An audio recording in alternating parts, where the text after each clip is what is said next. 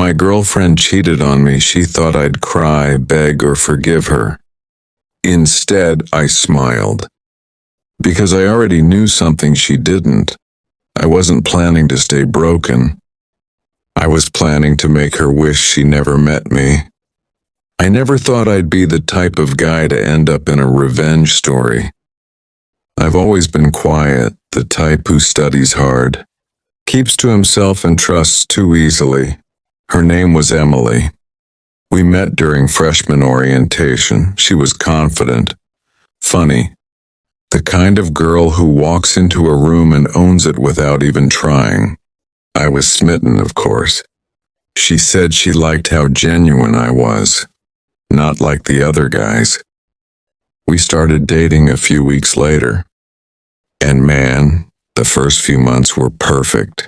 Study sessions that turned into late-night talks.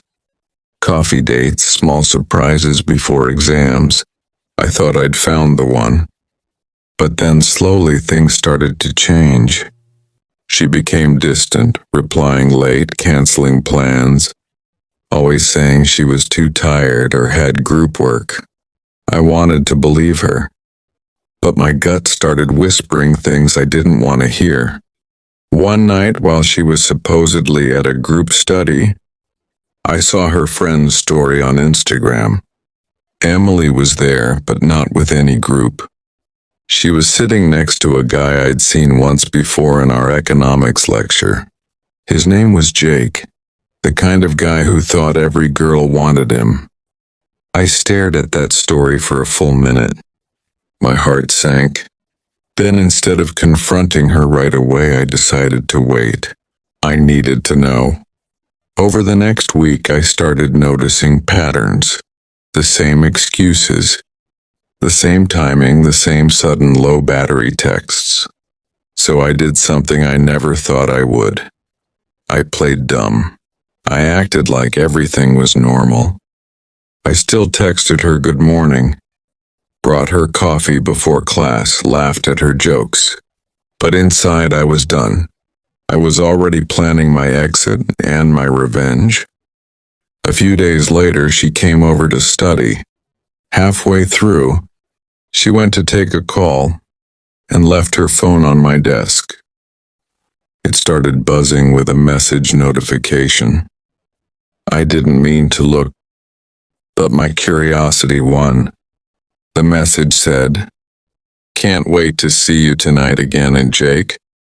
That was all I needed. She came back smiling, pretending everything was fine.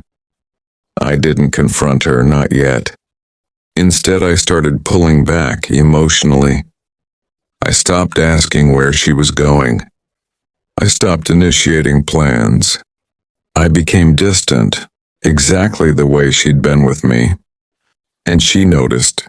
Suddenly, she was the one asking, "Are we okay? Why do you feel so cold lately?" I'd smile and say, "Just busy, finals, you know." Meanwhile, I was quietly preparing the best form of revenge, indifference. 2 weeks later, I asked to meet her at our usual cafe. She showed up late as usual, wearing the same perfume she always wore when she went out, not when she met me. She sat down and smiled like nothing was wrong. So I just looked at her and said, "Emily, I know about Jake." Her face froze. No denial. No shock.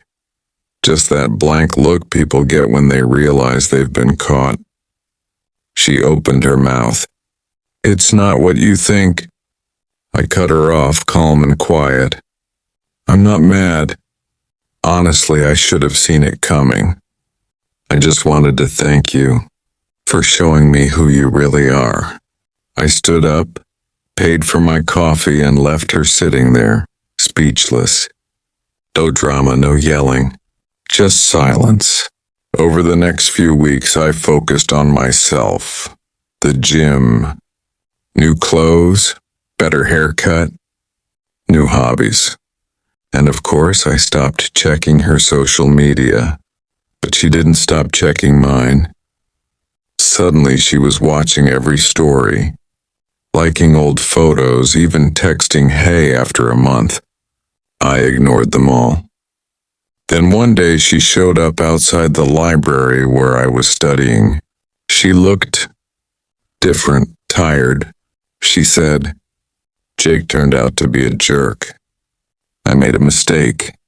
Can we just talk?" I looked at her, smiled politely, and said, "Sorry, I don't have time for the past." And then I walked away. That was my revenge. Not shouting, not exposing her, just showing her that she didn't matter anymore. Because the worst thing you can do to someone who betrayed you is show them that you don't even care enough to hate them. A few months later, I heard she dropped out for a semester. Me? I got an internship, made new friends, and honestly, I've never been more at peace. If you're listening to this and you've been cheated on, remember, revenge doesn't have to be loud.